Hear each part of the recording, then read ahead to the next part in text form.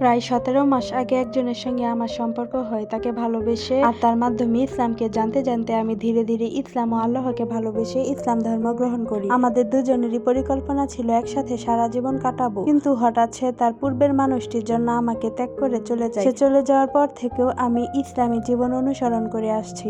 ইসলামের নিয়ম কানুন ইবাদত সবকিছু এখন আমার খুব প্রিয় হয়ে গেছে। তবুও আমার জীবনে এখন আল্লাহ ছাড়া কেউ নেই, না আছে জায়গা জমি ঘর বাড়ি। জীবনটা যেন এক অনিশ্চিত হিসাবের মতো হয়ে গেছে। প্রায় মনে প্রশ্ন জাগে, আমার জীবনের ভবিষ্যৎ কি হবে? আমি কি কখনো একজন সত্যিকারের ইসলামী জীবন সঙ্গী পাবো? আমি কোথায় থাকবো, কেমন ভাবে জীবন কাটাবো? মাঝে মধ্যে মনে হয় হয়তো আমার আগের জায়গাটাই ভালো ছিল, যেখানে আমার পরিবার বাড়িঘর সবই ছিল। এখন খুব হতাশা কাজ করছে, জানি না কি করব বা কোনটা আমার জন্য সঠিক পথ হবে। আশা করছি আপনারা সবাই আমাকে একটি সঠিক সমাধান দেওয়ার চেষ্টা করবেন। একজন নাম প্রকাশে অনিচ্ছুক ভাইয়া জানিয়েছেন, 17 মাস আগে যাকে ভালোবেসে তিনি ইসলামকে জানতে শুরু করেছিলেন, সেই মানুষটার হাত ধরেই তিনি ইসলাম ধর্ম গ্রহণ করেন। তিনি ভেবেছিলেন জীবনটা দুজনে মিলেই কাটাবেন, কিন্তু হঠাৎই সেই মানুষটি তাকে ছেড়ে নিজের পুরনো সম্পর্কে ফিরে যায়। এখন এই মুহূর্তে ভাইয়াটার করণীয় কি? আশা করছি সবাই মতামত দিবেন।